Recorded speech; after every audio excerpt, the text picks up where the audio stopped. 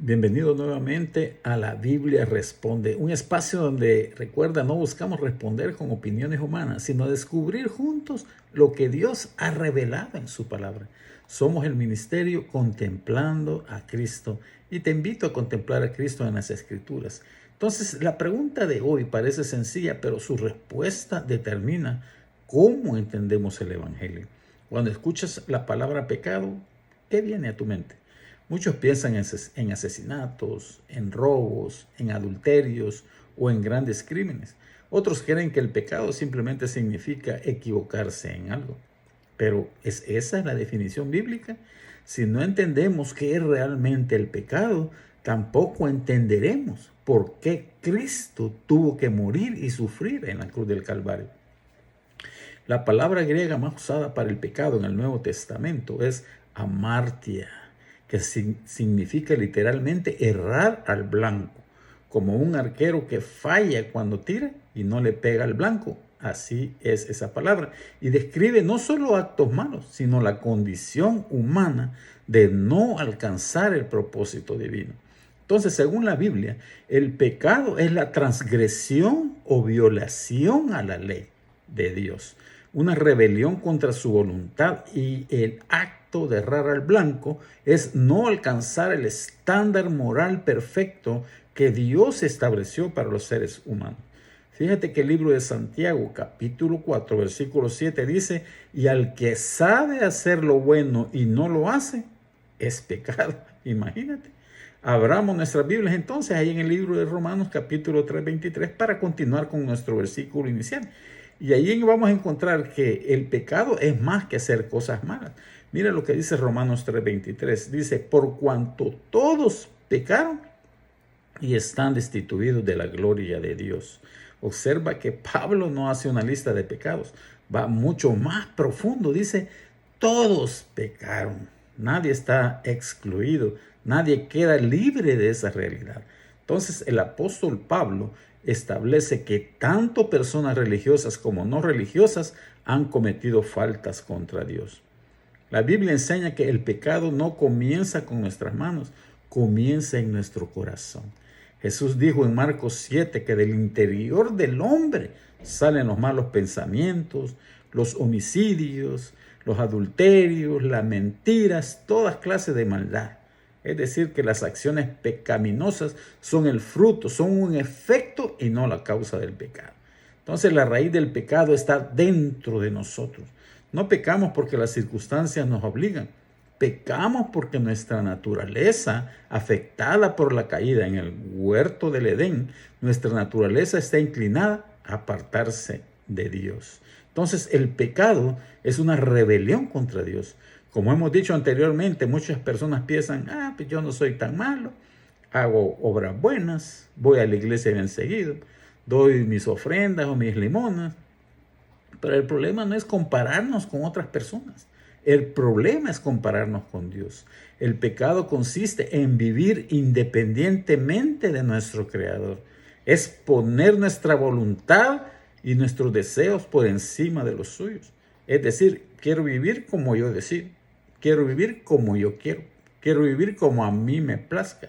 Entonces, desde el huerto del Edén, el pecado siempre ha tenido el mismo corazón: no confiar en Dios, no obedecer a Dios, querer ser como Dios, que fue el mismo problema que tuvo Lucifer, y por eso tenemos a los ángeles caídos. Quisieron ser como Dios. Entonces, querer ocupar el lugar que solo le pertenece a Dios es un pecado. Por eso David dijo en el Salmo 51: contra ti solo he pecado.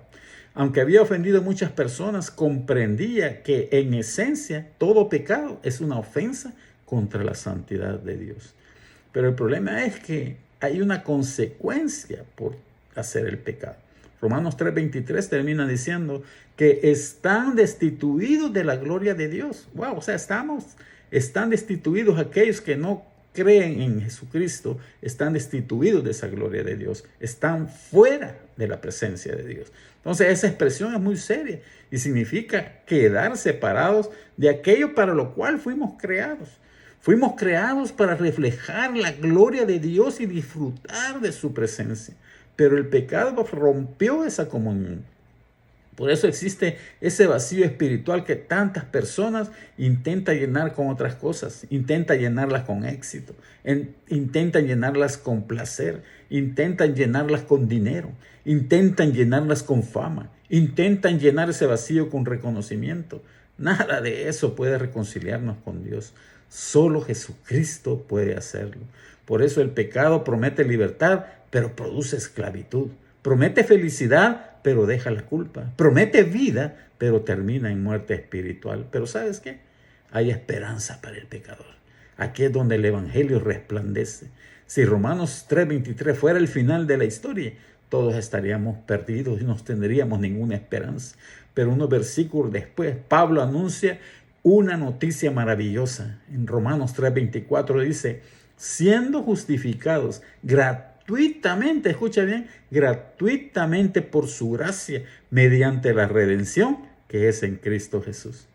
Dios no ignoró nuestro pecado. Él sabía que tarde o temprano nosotros íbamos a caer en pecado. Entonces Él lo juzgó en la cruz. Jesucristo tomó sobre sí el castigo que nosotros merecíamos y Cristo Jesús nos hizo justos por medio de su muerte vicaria en la cruz. Es decir, tomó nuestro lugar para quitar la ira de Dios sobre aquellos que hemos creído en Jesucristo como nuestro Salvador personal. Jesucristo vivió sin pecado. Él fue el Cordero sin mancha que fue sacrificado por nosotros. Murió por todos los pecadores y resucitó para ofrecer perdón y vida eterna a todo aquel que cree en Él.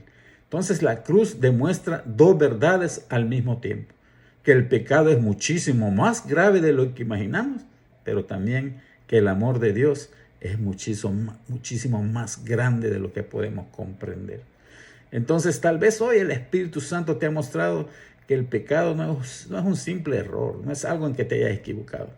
Es una condición del corazón que nos separa de Dios. Es esa vieja naturaleza que todavía tenemos. Pero no permitas que esa verdad te lleve a la desesperación.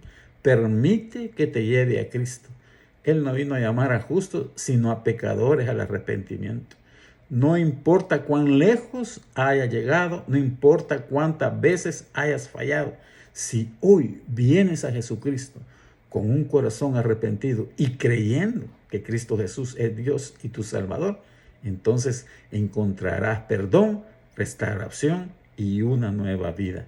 Así es que para terminar, hoy hemos respondido a esa pregunta esencial: ¿qué es realmente el pecado? Ya vimos que no es solamente hacer cosas malas, es vivir separado de Dios, rechazando su autoridad y fallando al propósito para el cual fuimos creados.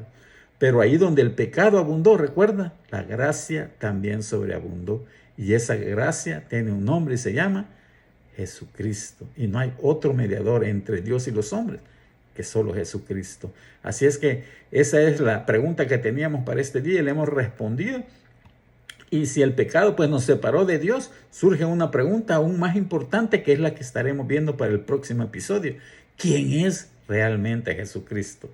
¿Fue solamente un maestro? ¿Fue solamente un profeta? ¿O es mucho más que eso? En el próximo episodio abriremos el Evangelio de Juan para descubrir la identidad de aquel que vino a salvar el mundo. Así es que no te lo pierdas, suscríbete a nuestro canal, dale like y apóyanos. Que Dios te bendiga.